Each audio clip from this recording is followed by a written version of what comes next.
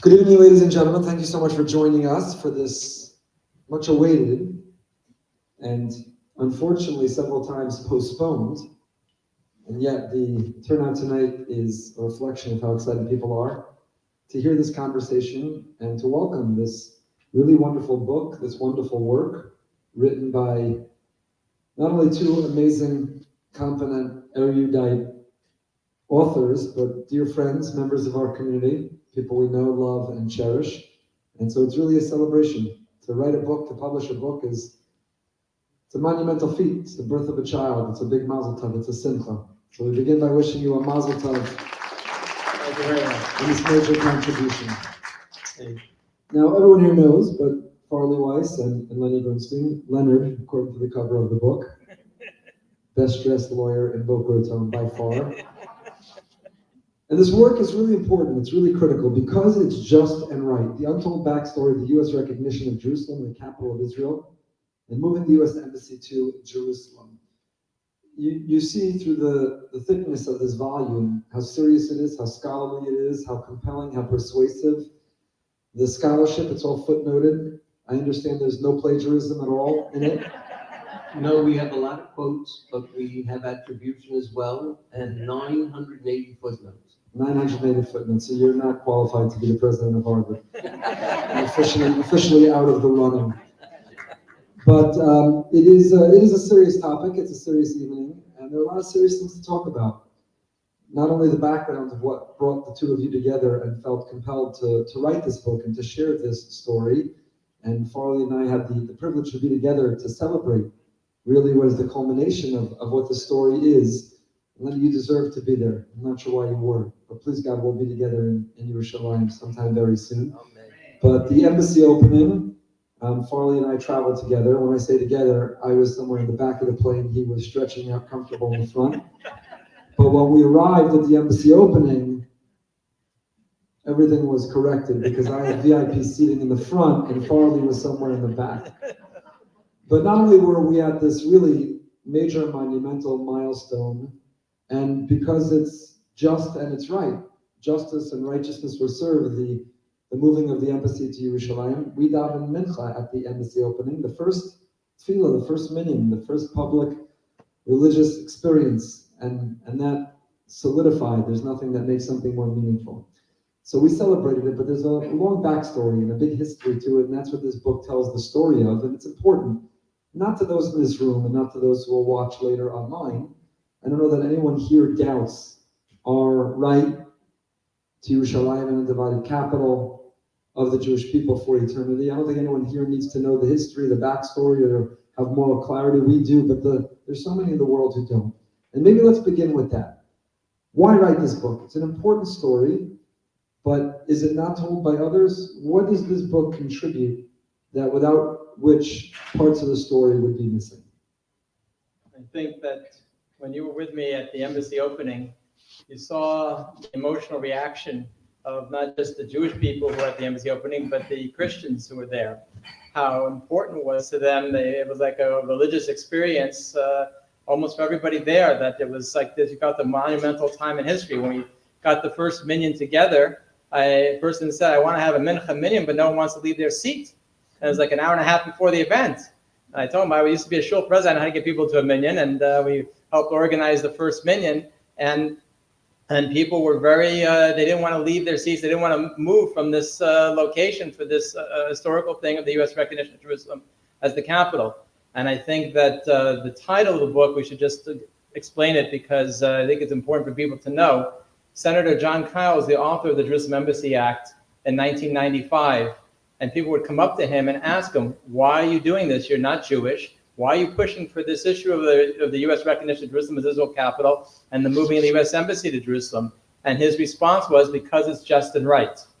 And that's how we came up with the title of the book, was not just saying, oh, we have a right claim, but that's what he said. And the fact of the matter is that the other side tries to say that their side is just and right, when in fact it's our side, and we have to reclaim that terminology. And what Hashgacha Pratis brought us, lent to being in Boca and being near us, and we got to meet each other, and he would send me his show me his articles with extraordinary the language, how he writes. They researched everything. And I said, I would love to write the story because we saw just how the reaction of people when we were there. And Len said, I'll do it. And it was unbelievable, the job that he put together, helped putting this whole thing together. Amazing. And then that expression, we'll come to you in 1 second, that expression is just and right. When you first wrote and published the book, it was obviously before October 7th. And that expression remains true today too. Supporting Israel and being behind Israel and recognizing Israel's right to defend herself and do whatever is necessary because it's just and it's right. And therefore the scholarship and the book are critically important after that date. Len, was all the scholarship and the information that you poured into this, which really is extraordinary, did you start from scratch when Farley approached you about writing the book, or has this been bubbling up inside you? Have been collecting it? Have you been a student of it? Were you just looking for the opportunity to put it down on paper and get it out? Well, interestingly, I also met Farley first at a minyan. And at that minyan, after the minyan, we started to talk. And Farley brought by a pile of papers that he collected over the years, specifically with Senator Kyl and his relationship with Senator Kyl, and also Governor DeSantis, who also played a role. And then as I was reading through it, a theme developed, which you just mentioned, that Senator Kyl was asked during his first year in the Senate, where he set out as his priority, passing a law that the undivided Yerushalayim should be the capital of Israel, and the U.S. should build the embassy there. As Farley mentioned, he was asked, you're not Jewish. Why is this important to you? In fact, Jon Kyl is Presbyterian, which doesn't have such a good record in terms of recognizing Jewish rights to Israel. And he has no real Jewish constituency. I mean, Farley helped as the president of the Young Israel there, but Arizona at the time didn't have that many Jews. And his answer was very forthright, because it's just and right. And I thought to myself, if he can say it, we're going to show why. And so we went through the entire history, and I got to tell you that even though I thought I knew a lot, as I researched it, I learned a lot. And I think there's a lot to learn about our history that's not often taught and is often in books that are no longer read. So can you give us an example? First of all, Farley, I don't remember you turning the pages at that mincha. It just occurred to me. How did people know what page the mincha was on? I don't think you took care of it. But Lenny, tell us something in the history of the Jewish people's right to Yerushalayim, the undivided capital, that we don't know. This is a pretty well-read, learned, educated room, both from Torah sources and modern Israel history. And like you said, you learned a lot. I'm sure we can and will learn a lot. Any examples that strike you about, from history or international law or something that is not spoken about, but is a piece of the evidence and the argument of why Yerushalayim belongs to us? Well, all too often people think about Israel as being a creation of the UN in 1948, and it's just not so. It began after World War I, when the winning parties met with the losing parties and people who lived in their former empires. And the goal, based on what President Wilson at the time announced as his program, was to recognize the rights of people to have their own countries. And so a good chunk of what we know today as Europe was created, it was carved out of a lot of empires. The German Empire, the Austro-Hungarian Empire, and so the country of Hungary was created, the country of Poland was recreated, Czechoslovakia was created, now it's two countries, Czech and Slovakia, but be that as it may, they met in Paris in 1919, and then they continued to meet in San Remo in 1920, where they carved up the Ottoman Empire, and they met just like a court. They had a panel, and the only way to know the details is to actually go through the minutes, which are not so readily available, but if you dig long enough, you can get to the minutes. And it's interesting because we think of a statement by the UK as being the source of Israel, but that's also a very nice statement. It's not so. At San Remo, they had presentations by the Sheriff Hussein of Saudi Arabia, who we know about because of the correspondence he exchanged with Judge Frankfurter and others. But there was also a Syrian delegation, and they had a very cogent argument. They said, look, there was no Palestine, there was no Israel, there were no countries. It was all under the administrative authority of Syria. And so we as Arabs from Syria claim all of Israel. And then there were presentations by Jewish groups, and they talked about the fact that they were really the indigenous people of Israel, and their title goes back. And they made a presentation, and it's fascinating the language that was used in the resolution that ultimately awarded title to the Jewish people. They talked about reconstituting. They talked about a country. So it wasn't just a homeland. In fact, our president referred to it as a commonwealth. And so it was clear that the political entity was going to be controlled by the Jews. Of course, we had to respect the civil and religious rights of everyone who lived there, which we would have done anyway. That's our nature. But the political entity was supposed to be a Jewish state. And that was the resolution that was made in 1920. And then the League of Nations met in 1922 and unanimously affirmed that resolution. So that became international law. Now, America, as you remember, elected not to join the League of Nations. And so both Britain and America wanted the US involved. And so they entered into the Anglo-American Treaty of 1924. It was approved by the Senate. And so under US law, that is the law of the United States, because a treaty, once approved and recognized and signed by the executive, is the law of the country. Now, that treaty embodied all of the provisions of the League of Nations resolution affirming San Remo. And so very important principles of international law were adopted. One that's very interesting for us today and often ignored is the fact that Jews from anywhere in the world were recognized. If they moved to Israel, they would have nationality in the country that was to be recreated of Israel. And it was anywhere, it was defined geographically from the Jordan River to the Mediterranean Sea. And so when people talk about the right to live in Judea and Samaria, it actually is a matter of US law, well before the Jerusalem Act. It's fascinating that in 1939, when the British adopted the white paper that limited immigration to Israel by Jews, the Foreign Affairs Committee, majority, 15 out of 25, wrote a letter saying, how dare you? That violates our treaty. Jews are supposed to be able to come to Israel, and their nationality is legally supposed to be recognized. So how dare you stop Jews from immigrating to Israel? Roosevelt didn't talk about it until 1944, unfortunately, but in already 39, they were saying, how dare you? And so our right to live anywhere within the borders of Israel is recognized as a matter of international law.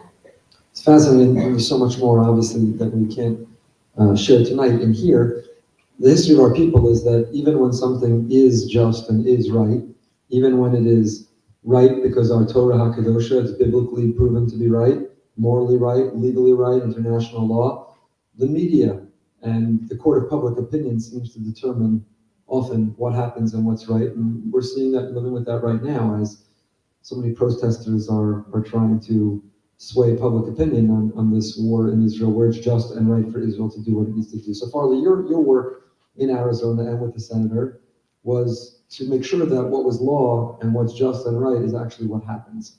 How did you get involved in that? Here you are with a budding tennis career, up and coming on the circuit, professional tennis player, and you put that on hold to focus on being able to give Jewish people the right to this unified capital.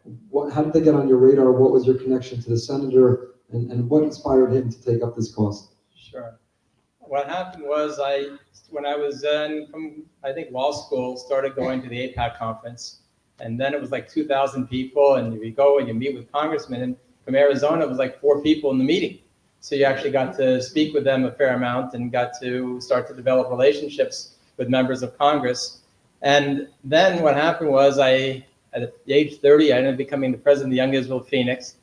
And it was a very small, struggling shul, like 40 members. And it was about a month before the election for the U.S. Senate in Arizona between a Jewish Democrat, Sam Coppersmith, and who was already was also a congressman, and then Congressman Jon Kyl. And I know from my meetings that I met with him that Congressman Kyl had already become a leader on the pro-Israel issues. There was a thing called Eyeglass. It was a satellite the United States government was going to sell to Saudi Arabia, and Senator and Congressman Kyl by himself, the only member of Congress, made efforts and prevented the satellite from being able to take pictures of Israel to make sure that Israel would be secure from the satellite. And so because I was president, I kind of used my prerogative and pushed through to have then Congressman Kyl speak at the Young Israel Phoenix about a month before the election, when like 80% of the Jewish community was supporting Sam Coppersmith, and some of the members grumbled with me a little bit, but I said, we would like to hear what he has to say. And like 50 people showed up. I thought it wasn't a great turn, but they said, no, it's actually a very good turnout. And he brought with him at the meeting Glenn Hammer, who was a Jewish person helping him in his campaign. And that's the first time I met Glenn Hammer. And Glenn decided after Senator Kyl won by 15% of the vote and won easily, and he decided in his first year in office, even though he didn't need the Jewish vote, that he was going to push for moving the U.S. Embassy to Jerusalem. And Glenn called me up and said, I'm going to work with Senator Kyl on the Judiciary Committee, and he's going to let me be involved with this issue of the moving of the U.S. Embassy to Jerusalem. And we needed someone in the Jewish community to be a liaison and help us through the process and talk with us about the Jewish community and the support for it. And so we'd like you to be that person. It was a dream come true phone call, and it was before email, so there was a lot of faxes back and forth, and I kept all the faxes. And the head of the Senator Kyl's foreign policy division was a woman named Janina Spurnin. And as you can see, she's not Jewish. The type of person she is, a couple of weeks after October 7th, she sent me an email. Can you give me a cause to send to support Israel at this critical time? And so I told her the Glenn Golish's Helping Israel Fund to do that, and how much she cares about the issue. Every so often we get an email about something that's concerning Israel. And so he had extraordinary staff in her and Glenn Hammer. And so Glenn kept me in touch of everything going on through the whole year process. And then when I saw the embassy thing was going to pass, I ended up in December, in Hanukkah time. It passed in October, to have a dinner with a 43-member shul. I got AIPAC to co-sponsor. The first time I ever got involved with a religious synagogue, and now they're much more doing it. And we had 150 people at our dinner with Senator Kyl to thank him for the Jerusalem Embassy legislation, the first place to do that. And then I got a letter from the mayor of Jerusalem thanking him, and it was such a beautiful letter. And I thought, boy, it'd be great, maybe he can come in person. And the next year we had a second dinner, and with the mayor of Jerusalem came to Phoenix. We're up to 60 members then. And we had the Senator Kyl and 2 congressmen and 250 people at the dinner. And that was without even AIPAC co-sponsoring. That's tremendous. What year was that? 1995 and 1996. So 1995, 1996, this legislation passes, and it says that the U.S. recognizes Jerusalem as the capital of Israel. And yet, from 1995-96 until it actually happened was a very long time. There were presidents who were signing waivers, who just kept kicking the can down the road. And even presidents, and we have, of course, changing administrations, but ones that we were hopeful for, who loved Israel, who certainly were going to do what was just and what was right, and yet they didn't. What took so long? From when it passed, overwhelmingly, to it actually happening, what got in the way? Why were they so hesitant? And why were even people who had a track record as being incredibly pro-Israel, and the pro-Israel community were confident were going to be the ones who would finally do it, I'm not mentioning any names, you can if you think it's relevant, that it took so long, and they didn't. What happened between all those years? It's fascinating. In fact, it's eerily uncanny how the events of recognizing Israel and eventually recognizing Jerusalem are so similar. We had a chance to look through the declassified State Department files, and they are an eye-opener. many things that we thought were true, accept as true, were totally false. The duplicity is off the charts. It's hard to imagine sometimes when you read it. And by the way, not well indexed. You have to go through it page by page to find what's relevant year by year. But much like the description of Clark Clifford of the meeting in President Truman's office, when the decision was made to recognize Israel, and General Marshall was then the Secretary of State, and his aide came to the meeting and wanted to kill the entire idea. Now, whether it was anti-Semitism, a foolish view of the world, there were all kinds of reasons, and certainly anti-Semitism is one of them, because they didn't want the Jews to have an independent state. There were also their understanding of the Arab mentality, the oil interest. As it turns out, factually and historically, they were wrong, and they continue to be wrong, as we know from the Abraham Accords, but they didn't think they were wrong. And they really had almost no regard for the president and what the president wanted to do. They thought they knew better. They thought they were the professionals. And yet they were wrong, and they continue to be wrong. Similar things occurred over the years. In fact, Ross finally admitted what he encountered when he was in the State Department was awful. Because Jews, notwithstanding that they had jobs in the State Department, were often not allowed to talk about Israel and were excluded from the discussions because they were viewed to have a bias. Be that as it may, they all thought they were right in the first place, combating the existence of Israel from the very inception, and then later combating designating Yerushalayim, and they had all sorts of reasons. I got to tell you, when I was a young student in college in political science, I had a professor who was a State Department hand, and he took a liking to me, and he tried to help me do whatever would be required in order to get a job in the State Department, including his big assignment he gave me was to do a position paper.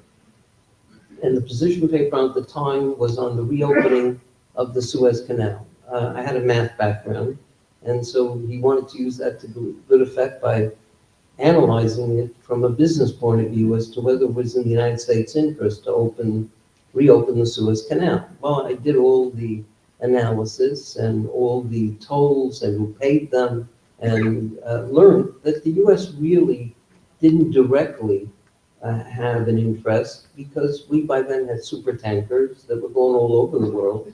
In fact, at that time, they couldn't even fit through the Suez Canal. But Europe, our ally, had a vested interest in reopening the canal because it would shorten the distance from the Middle East to Europe. And so I presented my findings and conclusions. And he said, boy, I love your analysis. I love the math. I love everything, but I don't know that I agree with the conclusion. I said, why not?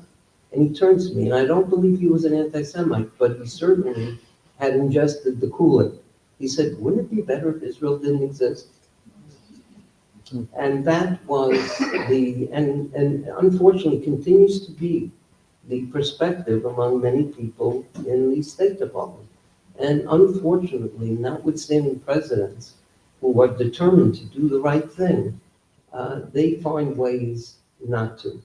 And this is an example over 22 years, how the so-called professionals frustrated the results that presidents did want to achieve. And it took a President Trump in the end to say, I'm going to do it. And he did, with the aid, very interestingly, of some really good people like Ambassador Friedman, Jared Kushner, Dov Greenblatt, and a character that we wouldn't have assumed had a role, but he did, Governor DeSantis, who also made it a priority. And interestingly, in November, a few weeks before the Jerusalem was actually recognized, he held a very important hearing in which he brought together all of the players, and the central question of the hearing he chaired was, why haven't we done it? And it I think, helped And the State Department, their argument was, you're going to light the Middle East on fire, it's going to be in flames, it's going to start World War III, you can't do it. And obviously they convinced or manipulated the presidents before President Trump, and President Trump either wasn't concerned about that or didn't think that that would actually happen and was convinced to do it. The funniest thing that happened at that meeting was the Secretary of State opens up a briefing book and he starts talking about that Jerusalem is supposed to be an international city, an idea that had been abandoned even in the early 50s. And it was very similar, the give and take, to what happened with Clark Clifford, who was playing the role of David Friedman in the original Truman meeting. And David Friedman turns to the Secretary of State and he says to him, I think you have the wrong date, because he had the wrong date. And he got so upset, he slapped the briefing book. He goes, well, don't you want to say anything more? He goes, no, I think I've said my piece. But what it didn't get to is how silly the idea of an international city actually was, and how everybody was against it. But nevertheless, here it is. So many years later, it's still brought up as if it's a fresh point. And President Trump gets credit and deserves credit for being the one to finally make the move. Ambassador Friedman also deserves enormous credit. Once you're done reading this wonderful work, if you haven't read Ambassador Friedman's book, Sledgehammer, to understand how he came in with a lot of intent and strategically led President Trump to that conclusion and to have that courage. Farley, do you think Senator Kyl gets the recognition he deserves? Because had he not passed that legislation to begin with, I don't know that we'd even be at this day. Yeah, no, that's part of the book. Senator Kyl did a forward for the book and got a blurb from Ambassador David Friedman. You also very kind to do a beautiful blurb for us. And one of the things is that actually on the day of the embassy, the ceremony, I was in email contact with Senator Kyl, and he said he hadn't been invited because they actually didn't invite anybody to the any senators or congressmen or former senators to the embassy opening. Everybody who went kind of went of their own volition. And so I saw later on Ambassador von Dermer a couple months later on in Washington, D.C., and I said that Senator Kyl did this move of the legislation, which really set off everything. The whole reason when President Trump announced the recognition of Jerusalem was tied to the Jerusalem Embassy Act. There was a waiver provision that could be invoked every 6 months. And so it was December was that time to whether he was going to invoke it or not. And President Trump had promised the evangelical community he was going to move the embassy and didn't want to invoke the waiver. And so that was when he decided to recognize it. And I, at the time, was the national president of Young Israel. And I thought that, unlike most people who said they thought Trump would never do it, I thought that he was the one person who would have the guts to recognize Jerusalem. And so we organized a call to the White House. And we're the only Jewish organization, the only organization that did. And I figured no one's calling against me, because no one even knows this is on the agenda, to tell President Trump to go and recognize Jerusalem and move the embassy. And whether it helped or not, I know it didn't hurt. And so he ended up overriding all the objections. And one of the things that happened was when President Trump got elected, they said they might do it on the first day in office. And King Abdullah of Jordan flew to the United States and lobbied his different picks for cabinets against it, and got scared President Trump off from doing it. And I think the kings of Jordan and other people, the foreign leaders, not just the State Department, scared a lot of presidents from doing it. And even President Trump, when he says he did, he goes, I understand why other people were afraid to do it because of all the threats. And one of the things that also that Len mentioned that I think is very interesting is, oh, by the way, so I should come back. So Ambassador Dermer came to Phoenix to have an event where Senator Kyl brought his mother, who was over 100 at the time, to the event with his family to thank him in person. His wife was ill, so he doesn't travel much, to thank him for the Jerusalem embassy, and took a personal letter from Prime Minister Netanyahu to thank Senator Kyl for what an extraordinary friend he's been through the years. And I should mention also during the legislation process, on the way to the big meeting that was going to finalize the legislation, Senator Kyl sees Senator Inouye of Hawaii in the subway, Senate subway, on the way to the big meeting at Senator Dole's office, and asked Senator Inouye if he could come to the meeting and support him to get this legislation through. And Senator Inouye came to the meeting and gave an impassioned plea for the legislation. And it was Shkacha Pratis that he saw him. And this meeting, when Glenn Hammer told me afterwards, it's like, I remember the meeting better than the senator does. It was such an ingrained of what important meeting, how he said this one senator who's a Presbyterian is pushing for the strongest legislation, and with Senator Lieberman supporting him, and then Senator Feinstein and Senator Lautenberg and Dennis Ross opposing it and trying to weaken it, and it was all these Jews, and it was really quite an extraordinary thing. But I think what I want to get back to a little bit was Clark Clifford said to President Truman at the meeting, he said it's in the United States' interest to have a democracy in the Middle East. So that's good for the United States to have such a country. And Ambassador Friedman again said this is a good message to support Israel. They're an ally. It's a great to recognize their capital. It's the only country who don't have a capital recognized. And all they made were arguments of what's in the best interest of the United States. And what you saw with President Trump and why he did it, and no one else did it before him, was he actually hired religious Orthodox Jews who care about Israel, and they were his main advisors on the Middle East. And where the other people, they may have had Jews, but they were not Jews that were the same attached to Israel. Actually, even if they were more religious, some of them are religious, they were just propagating the same State Department views. Well, let me answer this, Farley. I think it's an important question. There are people who are cynical about President Trump in general, who really tried to diminish the meaning of this and said, yeah, it's nice, it's cute, move the embassy, you don't have to schlep to Tel Aviv or go to elsewhere to a consulate in order to get your passport renewed in Israel. But did it really change anything? Did it really make a difference? Is it really consequential? You know, Jews know, and those in the know Jerusalem is our capital. And did it really change any facts on the ground? So what would you say to that? What would you say to somebody who says, you know, this is essentially ceremonial or superficial, or it's a photo op, or it was a political move, a political victory, but it doesn't really change any facts on the ground. Why was it important for the embassy to move? Why was it important to recognize Jerusalem as the capital of Israel? What did that change on the ground that maybe we're reaping the benefits of now as Israel's so much in the center of the news? Well, I remember being at Har Homa when it was just an empty mountain, and there was a demonstration to try to push for Israel to build there. And before President Trump decided to recognize Jerusalem as the capital, every administration beforehand criticized Jewish building in Jerusalem, Israel's building in Jerusalem. That ended under President Trump. And it has not renewed really at all under President Biden. So Jews are now able to build all over Jerusalem really without criticism. Even though they tried to, President Biden, a little bit to try to include Jerusalem, they really aren't including it. And Israel's now be able to build in Jerusalem. And that's an extraordinarily important thing to protect the unity of Jerusalem, strengthening Israel's rights and the Jewish right to Jerusalem. And that's all happened because of that decision.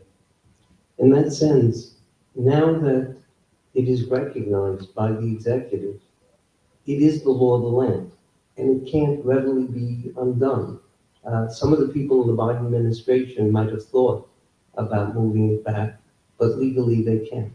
So it is now officially the law of land that Jerusalem is undivided and recognized as the capital of Israel, and the U.S. Embassy is there. And so building in Jerusalem, all of those things are now no longer legal issues from the U.S. point of view. The other thing that's very important is, as we know in life, tangible things matter. Talk is cheap. When you do something tangible, that stands out. And when the U.S. recognized and moved the embassy, and it was done in 2 steps, remember, to avoid some of these issues. But now that the world saw that the relationship is that strong, and there are no 2 sides, there's no moral equivalency, it's amazing some of the expressions that are used today that have never been used before. The world takes notice.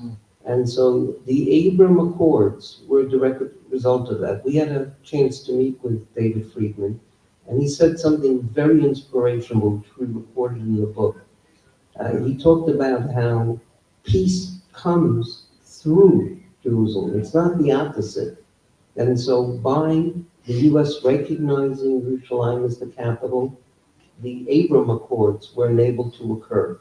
And the stronger the relationship, I believe the more the world recognizes it. And because Israel is truly on the front lines of the battle that's being waged, not just against Jews, but against Christians, against Western culture, in their own words, they talk about it, and in their deeds, they talk about it. Even as we experience the awful atrocities of October 7th, they are being repeated in other places around the world. And the world is saying very little. The stronger the relationship with Israel that the U.S. has, the more there's a deterrence to these kind of awful atrocities. Yeah, that's very powerful. So much more than a symbolic gesture, it has real meaning, and it has meaning in the message that it sends, even if it doesn't change facts on the ground per se, although it did in a meaningful way, but symbolically and by extension. Let's fast forward from 1995 and even from when we had the privilege to be there that day, which felt like a religious experience. That day, in fact, and maybe actually, Farley, take a moment to describe what it was like that day. The meaning for me, you parked elsewhere for security reasons. They put you on buses and took you to the actual embassy for the opening. And they gave out some memorabilia. I know I have in my office, I'm sure you kept also, the hat and the wristband and the minted coin they made for that day, and the invitation and pictures. I put it in a little glass box as a memento because it was really extraordinary. I was on the bus to the embassy with Michelle Bachman and some others, and they were, the Jews were kind of giddy with excitement. They were reading prophets and biblical passages and singing Hebrew songs and really describing it as a religious experience. It was a religious experience to feel after 2,000 years and 2 millennia of challenges to Jewish rights, to our capital. And we know how far back we go. The whole Yerushalayim is the eye of the universe. The entire world began from the Eben HaShasiyah, from that foundation stone on Har HaBayis, and from Avraham, Yitzchak, and Yaakov, and Yaakov resting his head for that dream. And all of our history passes through that place. And that day for us certainly was much, much more than symbolic. So for me, I know it felt like a religious experience. I had the opportunity. I had 2 tickets, and if Eva didn't come with me, I used the other one. My sister came with me. And while my brother and his family live in Israel, she was the first from our immediate family who took that leap and moved to Israel and made Aliyah. And for me also to be able to take her and to bring her as we sat in the VIP. Did I mention it? And it was a religious experience. It was really, really amazingly special. So maybe take a moment to share what it was.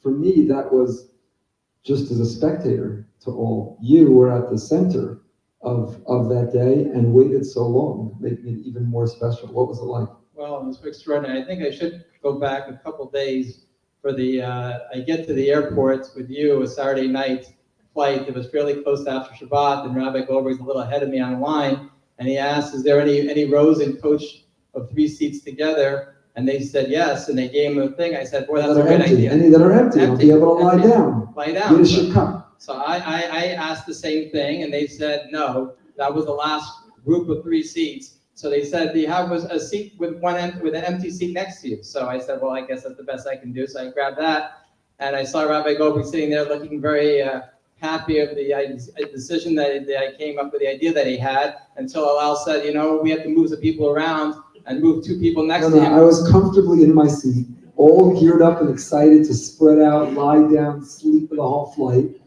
And suddenly, I think it was a pregnant woman carrying like 3 babies and her husband. And I said, well, what are you doing? I said, oh, they moved us so we could be together. We'll be sitting right here next to you. And I saw Farley. I think I heard Farley laughing. He didn't even have a full seat at that point. But we actually put in the book, Rabbi Goldberg told me before the flight, he said, this is when you need to get up and stop in Shachrit to like 3 hours into the flight. And he said, you'll see people who will daven Shachrit like an hour before landing when it's really like 3 in the afternoon. And he was right about it. And we went to daven Shachrit. We were the only 2 davening Shachrit on that flight at the same time, like 3 hours into the flight. And we saw people davening Shachrit, putting on tefillin like an hour or 2 before landing. It was really quite extraordinary. We put in so that people would, even when they read that one thing in the book, they would catch on flights to know about the time to going. And then when we got there, we get to the passport area, and Rabbi Goldberg is ahead of me on the line for the passport area, and then he tells me this is what I meant about sharing about the experience and the deeper meaning. The fact that I'm terrible at choosing lines. So he tells me he's bad at choosing lines, and I see the person in the passport area leaves, and so I switch to another line. He goes, why did you switch lines? I said, well, you're bad on lines. Why should I stay in the same line with you? And then my line went much faster, and so I did well there. But then when it took me weeks of emails asking for the tickets to the embassy opening. You just got like one email and the ticket came, 2 tickets came. I found one in the back area. But what I did at the embassy opening was I went to every reporter I could find and asked to be interviewed about what I thought about the embassy openings. I got interviewed in Mishpacha magazine. I got interviewed on Arutz Sheva. You could actually go on YouTube and see my interview with Arutz Sheva at the opening itself, and what I had to say. And he actually asked much tougher questions than I expected he would ask. But it was so I got a few interviews in, and then after the embassy opening, I couldn't get a ticket to the reception that they had after the embassy opening, and so I ended up going to the Tomb of King David, which I thought was a very important thing to do because he had established the first Jewish capital in Jerusalem and prayed there, and then went to the Kotel and afterwards. And so that's what I did after the event. But it was a very moving to be there, to see kind of, many times in life, it says in Pirkei Avos that you may not succeed and finish what you're doing, but you have to still try and make whatever efforts you can do in your time to actually spend over 20 years on something and then see the fruition of it and then see the success of it was really extraordinary that Hashem gave me such an opportunity. The fact that you used the time to do the interviews, people should know about Farley. I've learned so much from you in terms of your advocacy and how you utilize the opportunity. There are so many people, today it's not in vogue, it's elected officials come to you, you run the other way. But when I first started in the rabbinate, and even when you moved here and I first knew you, it was exciting. You met a congressman, a senator, a member of the administration, you were invited to a White House Hanukkah party, you wanted pictures, you wanted the photo op, you wanted to be able to show everybody who you met. And Farley taught me, who cares about any of that? You weren't invited and you're not there so you can get a picture. You're there because you have a moment to speak truth to power. You could influence policy. You could take advantage. And while others were running to get a picture, you always were taking advantage of that opportunity to lobby, to communicate, to advocate, whether it was on your trips with the Conference of Presidents and as the President of the National Council, whether it's other events that we've been at, and it was true for that too. Lenny, talk to us about, you spoke about how in your research you discovered that so much of what happened with moving the embassy was similar and parallel to what happened with the founding of the state itself. Well, fast forward now to now, and we're seeing this proliferation of antisemitism and how scary it is. We're seeing, obviously, Israel and so much of the hatred emanated towards it as it's just fighting for what it deserves to do.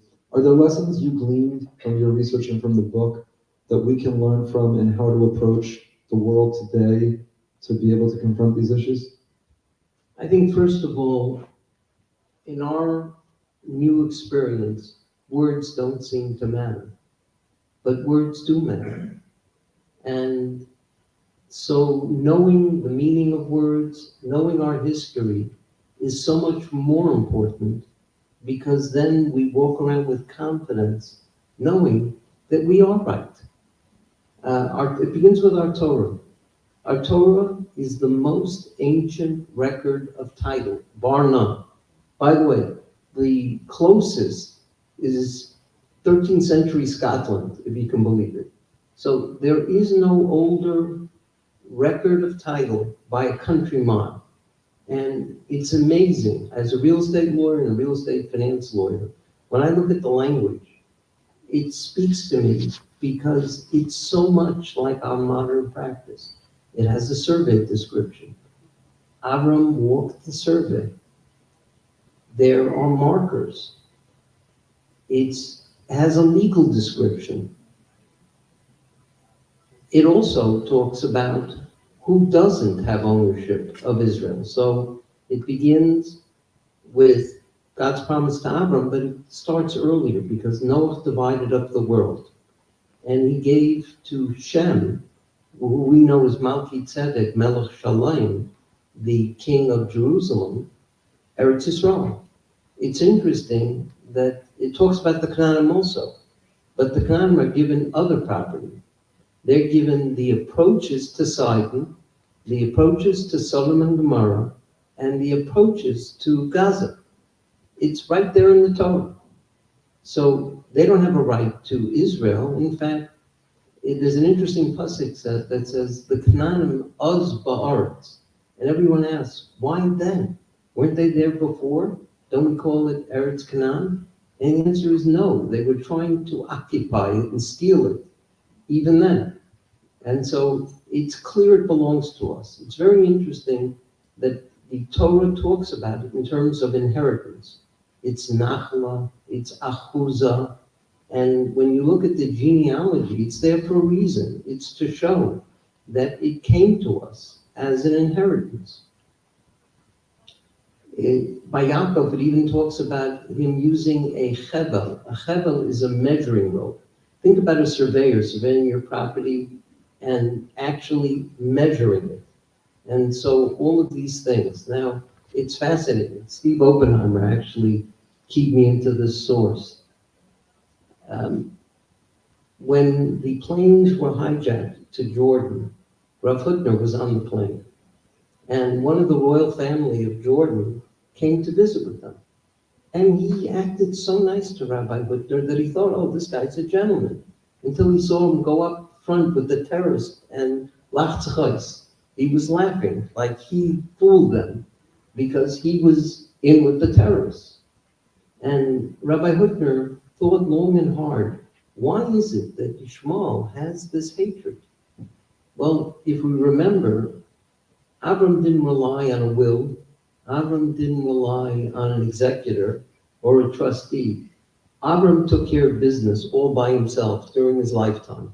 And so he gave everything he had to Yitzchak, and he sent away the children of Keturah with gifts. So unlike Esau, who got Her Seir, which is also recorded in the Torah, so that's another matter of title record, Yishmael didn't get any land.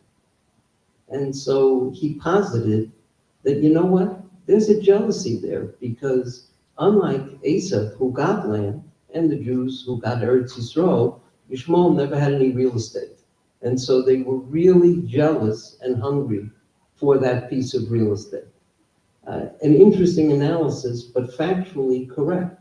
And when you look at the history of Muhammad, it was a history of conquest, as opposed to having a native land. And this is our native land, and we are the indigenous people of Israel without question. And that's a message we got to get out. We're not occupiers or colonials, we're not the indigenous. There are all kinds of proofs, historically, archaeologically. There is Tel Dan, there's the Meshes field that talks about Melech David. When you read the book, you'll see there's so many pieces of documentary evidence, archaeological evidence, but when we sent it around for peer review, it was fascinating, some of the comebacks. And finally, one professorial type said to me, you know what, give me your best argument. So I said, okay, how about when people live, they die, right? And when they die, they're buried. Okay, we've got one of the oldest cemeteries in existence on the planet, right? More than 3,000 years old in Eretz Yisrael, in Yerushalayim, on the Mount of Olives. Are there any other cemeteries? I mean, if the Arabs or the Canaanim or the Philistines were the indigenous people, where are all the cemeteries? They're none. The oldest cemetery for Arabs is 11th century, which makes sense. Because Amar, first, according to their own documents, by the way, this is a funny one. In 1925, the Waqf of the Temple Mount published a guide to the Temple Mount. And in it, now this has already been censored, thrown away, but you can find it online. It's even available at Amazon. And I think eBay, you can buy some copies too. So in this guide, in English, it says, in no uncertain terms, it is undeniable that the Temple Mount is where our Beit HaMikdash stood. And it goes on to say, and this is a cute one, Omar occupied Israel in 637. So even their own documents and their historians, before you get to political theology, if you go through their historians, it's undeniable that Israel's ours, and so the Quran recognizes it as ours. Now, political theology is a misuse of the term. It's politics, not theology. Theology is in Scripture. And in the Scripture, it is undeniable. In our Torah, the New Testament, the Old Testament, the Quran, they all say the same thing. Israel belongs to the Jewish people. Farley, have you sent a copy of your book to the former president of Penn, your graduate of the University of Pennsylvania? Or, 2 down, 1 to go, maybe send it to the president of MIT. Maybe they'll learn a little bit of something. But all kidding aside, you're a graduate of the University of Pennsylvania. I'm sure you were troubled to see the compromised position they took on defending Jews, defending Israel during this time. Your lifelong dedication to advocacy, what do you think we need to be doing right now when it comes to anti-Semitism, when it comes to Israel? Yeah, I did email the president of Penn twice. She responded once to it. The email I think she probably sent to a lot of other people. But I think that the question that at least Stefanik, who we got to visit Boca afterwards, we got to meet briefly. She has a copy of the book, by the way. She has a copy of the book, yeah. And so she asked isn't calling for the genocide of Jews a violation of your school's code of conduct? And she told us here, she expected they would say yes. And then he would say, what are you doing to punish people for doing that? And that was going to be her follow-up question, but she never got to the follow-up question, but they didn't say yes to the question, which caught her off guard. But I think that the problem is that schools have codes of conduct that they're not following when it relates to the Jewish people. You can pass laws and have very good laws, but if they're not complied with and there's no ramifications, that's where the problem is. There are over 200 Jews in Brooklyn that were physically attacked, and they said only 2 people who did the attacking went to jail, and pretty much for almost nothing related to that. And that's where the problem is that people aren't getting punished. At schools, universities, when I went to Penn, there was a person, actually a Jewish guy, who blew a whistle to try to interrupt an anti-Israel speaker, and he was told that he's on probation and any more conduct, he'll be kicked out of the school. And so he didn't do anything like that afterwards. And so they have codes of conduct, they're being violated, but they're not being enforced. And so I heard a person, I think at Penn, who said that they'd be demonstrating loud noises and interrupting classes, and nothing's happening to the people doing it. The person at MIT, I saw a person in a classroom, in the middle of a math class, getting up there and shouting, saying stuff against Israel, and I'm not sure anything even happened to the person. They have to follow the rules and follow the code of conduct, and somehow there has been an exception when it comes to being people who are anti-Semitic and doing these types of actions, and we have to push to make sure that changes, and that's the critical issue.